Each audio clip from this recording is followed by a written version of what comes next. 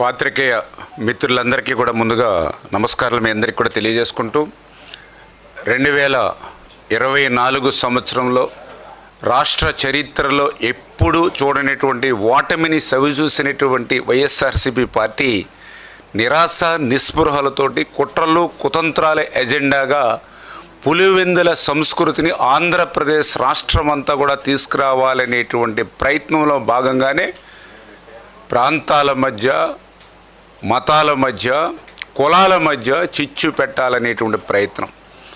అందులో భాగంగానే రాయలసీమ, కోస్తా, ఉత్తరాంధ్ర అనేటువంటి ప్రాంతాల మధ్య చిచ్చు అనేటువంటి ప్రయత్నం విఫలం చెందినటువంటి విషయం మీ అందరికీ తెలుసు.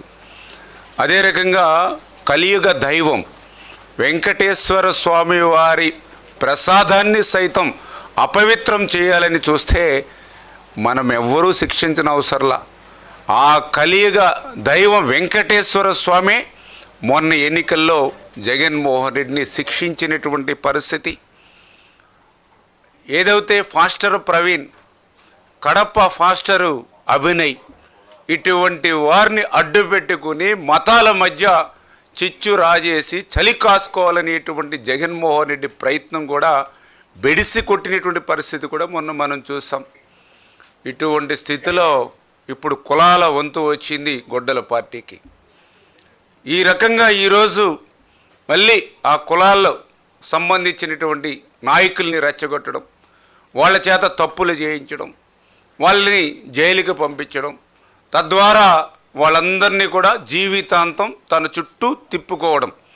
ఇదే జగన్మోహన్ రెడ్డి పులివెందుల సంస్కృతికి నిదర్శనం.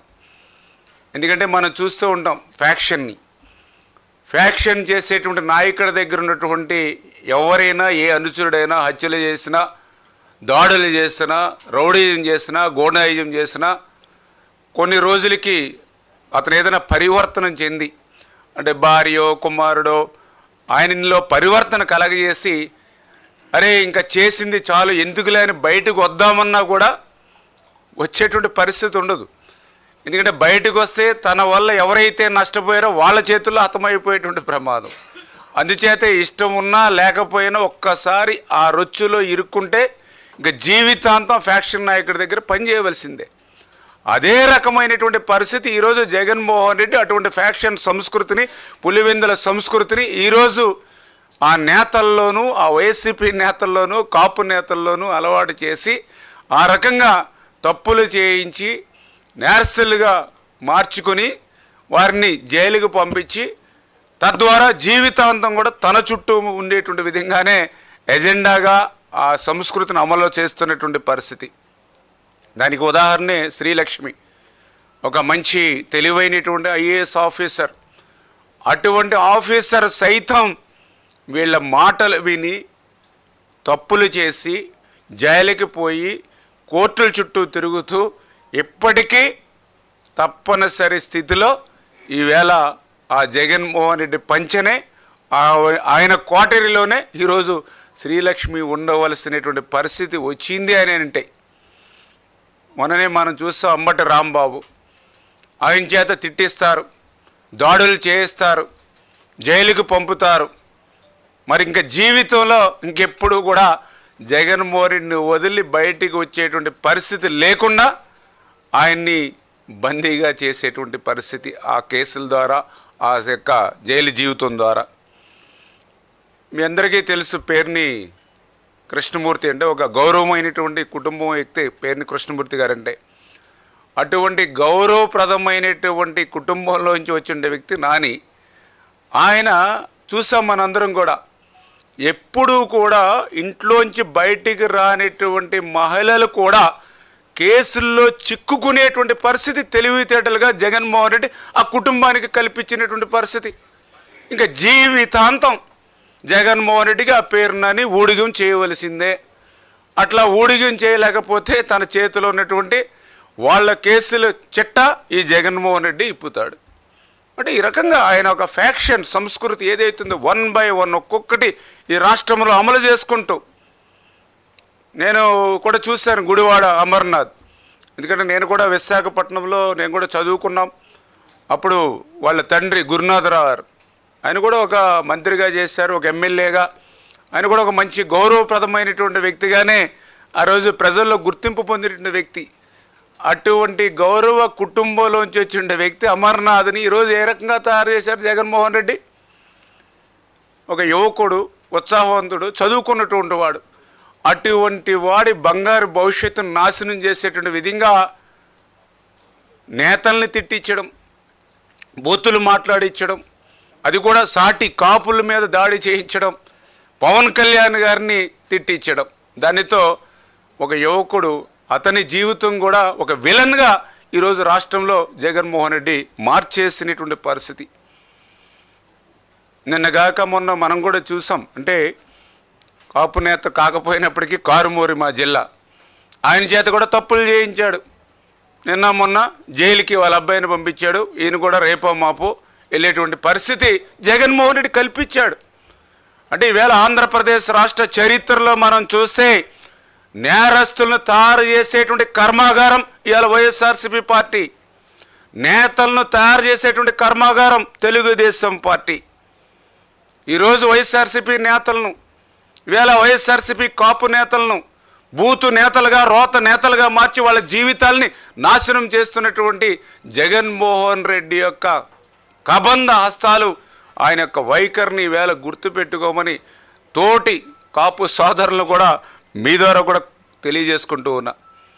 నిన్ననే మొన్ననే చూసాం. ఏదైతే ఈ యొక్క జగన్మోహన్ రెడ్డి కబంధ హస్తాల్లో ఉండి ఆయన యొక్క ఫ్యాక్షన్లో కానీ ఉండి ఆయన యొక్క పులివెందుల సంస్కృతిలో చిక్కుకున్నటువంటి మా తోటి సోదర కాపు నేతలు కొంత సమావేశం పెట్టి కాపుల గురించి మాట్లాడుతూ ఉంటే నిజంగా దెయ్యాలు వచ్చి వేదాలు వల్లించినట్టుగా ఉన్నటువంటి పరిస్థితి. ఆ రోజు ఏదైతే కాపులకి 5% మరి ఈడబ్ల్యూ రిజర్వేషన్ ఆ రోజు మరి చంద్రబాబు నాయుడు గారు EWS economically weaker sections 5% reservation ఆ రోజు చంద్రబాబు నాయుడు గారు ఇస్తే దాన్ని ఏకపక్షంగా 2019లో జగన్మోహన్ రెడ్డి అసెంబ్లీ సాక్షిగా రద్దు చేస్తే, కొత్తగా మీరు రిజర్వేషన్లు ఇవ్వాల్సిలా ఉచ్చనిటువంటి రిజర్వేషన్లు కూడా రద్దు చేస్తే ఆ రోజు ఎందుకు మీ నోర్లు మోగబోయాయి? ఎందుకు మీరు వెళ్ళి తాడేపల్లి రాజప్రసాదం తలుపులు కొట్టి అడగలేదు? ఎందుకు ఆ రోజు మీరు మీటింగులు పెట్టుకోలేకపోయారు? అంటే చెంప ఏమన్నా చెల్లుమనిపిస్తారని ఏదైనా భయపడ్డారా ఏంటో మాకు అర్థం కానిటువంటి పరిస్థితి. ఎందుకంటే రిజర్వేషన్లు కాపులకి అనేది ఈరోజు కాదు, దగ్గర 30-40 సంవత్సరాల నుంచి వాళ్ళు అడుగుతున్నటువంటి కళ. ఎందుకంటే మనం కూడా చూసాం ఆ రోజు చరిత్రలో బ్రిటిష్ వారి కాలం నుంచి కూడా కాపులకు రిజర్వేషన్లు ఉంటే దాన్ని నీలం సంజీవ రెడ్డి వచ్చి రద్దు చేశాడు. తర్వాత దళిత బిడ్డ దామోదర సంజయ్ వచ్చి మళ్ళీ కాపులకి రిజర్వేషన్లు ఇస్తే తర్వాత వచ్చినటువంటి కాసు బ్రహ్మానందరెడ్డి ఆ రిజర్వేషన్లు రద్దు చేశాడు. మళ్ళీ చంద్రబాబు నాయుడు గారు ఈడబ్ల్యూఎస్లో కేంద్రం ఇస్తే బీసీలకు ఎవరికి ఎటువంటి నష్టం లేకుండా ఎకనామికల్లీ వీకర్ సెక్షన్లో ఏదైతే కేంద్రం అదనంగా 10% ఇస్తే ఏ బీసీలకి నష్టం లేకుండా 5% చంద్రబాబు నాయుడు గారు ఇస్తే దాన్ని మళ్ళీ మొన్న జగన్మోహన్ రెడ్డి రద్దు చేసినటువంటి పరిస్థితి. అంటే చరిత్రలో కాపులకి రిజర్వేషన్ ఇచ్చింది ఇద్దరు. ఒకటి దళిత బిడ్డ దామోదర సంజీవయ్య, రెండవది నారా చంద్రబాబు నాయుడు గారు. కాపు చరిత్రలో రిజర్వేషన్లు రద్దు చేసింది ముగ్గురు. ఒకటి నీలం సంజీవరెడ్డి, 2 కాసు బ్రహ్మానందరెడ్డి, 3 జగన్మోహన్ రెడ్డి. మీరా కాపుల గురించి మాట్లాడడానికి ఏ రకంగా హరవుతుందని అడుగుతూ ఉన్నా. ఈరోజు మనం చూస్తూ ఉన్నాం సానా సతీష్ గారిని. మీ అందరికీ తెలుసు ఆ రోజు ఒక ఎర్ర నారాయణ స్వామి గారిని, ఒక మెంటే పద్మనాభం గారిని, ఒక తోట సీతారామ లక్ష్మి గారిని, ఒక వంగా గీత గారిని, ఒక ఆదికేశవ నాయుడు గారిని, ఒక సి రామచంద్రయ్య గారిని, ఇలా ఎంతోమందిని పెద్దల సభకు పంపించింది తెలుగుదేశం పార్టీ. మరి నువ్వు అధికారంలో ఉన్నప్పుడు ఏం చేసావు? ఒక విజయసాయిరెడ్డి, ఒక సుబ్బారెడ్డి, ఒక సజ్జల రామకృష్ణారెడ్డి, ఒక పెద్దిరెడ్డి రామచంద్రారెడ్డి, ఒక మిథున్ రెడ్డి, వీళ్ళతోటే కదా నీ రాజకీయం అంతా తిరిగింది. అధికారం ఉన్నంతసేపు వీళ్ళ చుట్టూనే కదా నీ అధికారం అంతా తిప్ప. అంటే అధికారం ఉంటే వాళ్ళ, అధికారం లేకపోతే మరి వీళ్ళ అనేటువంటి విషయం ఇలా నేను చెప్పడం కాదు, ప్రజలు ఈవేళ జగన్మోహన్ రెడ్డిని, గొడ్డల పార్టీని ఈరోజు ప్రశ్నిస్తున్నటువంటి పరిస్థితి. మనందరికీ తెలుసు, తిరుమల తిరుపతి దేవస్థానం టీటీడీ చైర్మన్, అత్యంత పవిత్రమైనటువంటి టీటీడీ చైర్మన్ని ఆ రోజు చదలవాడ కృష్ణమూర్తి గారికి కానీ, ఆదికేశ్వర నాయుడు గారికి కానీ, పప్పుల చలపతిరావు గారికి కానీ ఇచ్చింది తెలుగుదేశం పార్టీ. నువ్వు అధికారంలోకి వచ్చిన తర్వాత ఎవరికి ఇచ్చావు? బొమ్మ కరుణాకర్ రెడ్డికి ఇచ్చావు, సుబ్బారెడ్డికి ఇచ్చావు. అంటే అధికారంలో ఉంటే ఏం చేస్తా ఉన్నావు, అధికారం పోతే ఏం మాట్లాడుతున్నావో తెలుసుకోలేనంతటువంటి అజ్ఞానంలో మేము ఎవ్వరం కూడా లేము అనే విషయాన్ని ఈవేళ ఈ గొడ్డల పార్టీకి ఈ సందర్భంగా గుర్తు చేసుకుంటున్నానని చెప్పి మీ ద్వారా తెలియజేసుకుంటూ, ఈరోజు చంద్రబాబు నాయుడు గారు, పవన్ కళ్యాణ్ గారు, ఎందుకంటే వీరిద్దరి కలయిక ఏదో వీళ్ళిద్దరు పదవులు పొందడానికి కాదు, 5 సంవత్సరాల నీ నిరంకుశత్వ నియంతృత్వ పాలన నుంచి ఈ రాష్ట్రాన్ని స్వేచ్ఛ స్వతంత్రం ఇవ్వాలనేటువంటి ఆలోచనతో, 5 సంవత్సరాల నీ కక్షలు, కేసులు, వేధింపుల పాలన నుంచి ఈ యొక్క రాష్ట్రానికి ఉపశమనం కలిగించాలనే ఉద్దేశంతో, 5 సంవత్సరాలు నీ బుల్రోజర్లు, నీ బూతుల పంచాంగం నుంచి ఈ యొక్క రాష్ట్ర ప్రజలకు మరి ఈవేళ స్వేచ్ఛ వాయువులు ఇవ్వాలనే ఆ రోజు చంద్రబాబు నాయుడు గారు, పవన్ కళ్యాణ్ గారు కలిసినటువంటి పరిస్థితి. ఆ రోజు కలిసిన నాటి దగ్గర నుంచి ఇంకొక 15-20 సంవత్సరాల పాటు ఈ కూటమి ఇట్లానే కలిసి ఉంటుందని ఏదైతే చంద్రబాబు నాయుడు గారు, పవన్ కళ్యాణ్ గారు ఒక రామ లక్ష్మణుల మాదిరిగా కలిసి ఉంటూ ఉన్నారో, ఈ రకంగా రామ లక్ష్మణులుగా చంద్రబాబు నాయుడు గారు, పవన్ గారు కలిసి ఉన్నంత కాలం ఈ ఆంధ్రప్రదేశ్ రాష్ట్రంలో గొడ్డల పార్టీకి మనుగడ లేదనేటువంటి వాస్తవాన్ని గ్రహించినటువంటి జగన్మోహన్ రెడ్డి అటువంటి రామ లక్ష్మణులైనటువంటి చంద్రబాబు, పవన్ కళ్యాణ్ని విడగొట్టాలనేటువంటి కుట్రల్లో, కుతంత్రాల్లో భాగంగానే అటువంటి పులివెందుల సంస్కృతిని అమలు చేసుకుంటూనే ఈవేళ పవన్ని, కాపుల్ని టార్గెట్ చేస్తూ ఈవేళ గొడ్డల పార్టీ చేస్తున్నటువంటి రాజకీయాలని ప్రజలందరూ కూడా నిశితంగా గమనించాలని చెప్పేసి కూడా మీ ద్వారా కోరుతూ ఉన్నాం. ఎందుకంటే ఈవేళ చంద్రబాబు నాయుడు గారు చేస్తున్నటువంటి ప్రయత్నం మనం చూస్తూ ఉన్నాం. ఈ రాష్ట్రంలో కులాల మధ్య అడ్డుగోడలు ఉండకూడదని ఈవేళ చంద్రబాబు నాయుడు గారు పనిచేస్తూ ఉంటే, ఈవేళ గొడ్డల పార్టీ మాత్రం కులాల మధ్య అడ్డుగోడలు ఉండాలి, కులాల మధ్యలో అడ్డుగోడలు ఉంటేనే రాజకీయ భవిష్యత్తు ఉంటుందనేటువంటి ఆలోచనతో, దుర్మార్గంతో ఈవేళ గొడ్డల పార్టీ ఈ రాష్ట్రంలో చేస్తున్నటువంటి రాజకీయాల పట్ల ప్రజలందరూ కూడా అప్రమత్తంగా ఉండాలని చెప్పి మీ ద్వారా అందరినీ కూడా కోరుకుంటూ ఉన్నాం. Thank you.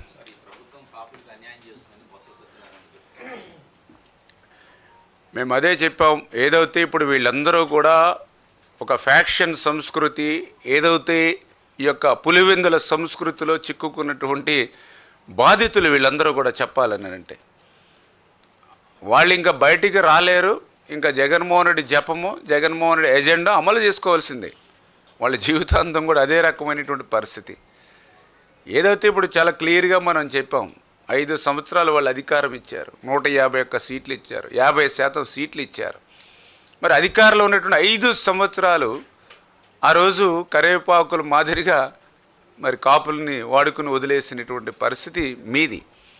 కానీ ఈరోజు మేము అధికారంలోకి వచ్చాక మీరు చూశారు, ఈవేళ ఇప్పుడే చూసాం ఒక ఎంపీగా ఆయనకి పదవులు ఇవ్వడం కానీ, ఈ విధంగా మరి అదేవిధంగా కాపులకి సంబంధించినటువంటి మరి ఈవేళ మీకు నేను ఒక ఇరిగేషన్ శాఖ మంత్రిగా ఉన్నాం. ఈవేళ పోలవరం ప్రాజెక్టు ఉంది. పోలవరం ప్రాజెక్టు పూర్తవుతే మరి నిజంగా అక్కడ మేలు జరిగేది ఆ గోదావరి జిల్లాలో కాపులకే. మరి అటువంటి పోలవరాన్ని కూడా నువ్వు 5 సంవత్సరాలు నిర్వీర్యం చేసేసి ప్రశ్నార్థకం చేసావు. మళ్ళీ ఈవేళ పోలవరాన్ని మేము పూర్తి చేస్తున్నాం. అంటే ఈ రకంగా ఒక సాఫ్ట్వేర్ ఈవేళ కాపు బిడ్డలు కూడా చాలా చోట్ల మేము గ్రామాల్లో చూస్తూ ఉన్నాం. ఎక్కడ చూసినా కూడా ఈవేళ ప్రతి గ్రామంలో 20 మంది 30 మంది సాఫ్ట్వేర్ ఎంప్లాయీస్ కాపు బిడ్డలు ఈవేళ గ్రామాల్లో ఉంటూ ఉన్నారు. వ్యవసాయం ఇబ్బందికరంగా ఉన్న ఈవేళ ఆ యొక్క సాఫ్ట్వేర్ ఫ్యామిలీలు ఈవేళ గ్రామీణ ప్రాంతాల్లో ముందుకెళ్తూ ఉన్నాయి.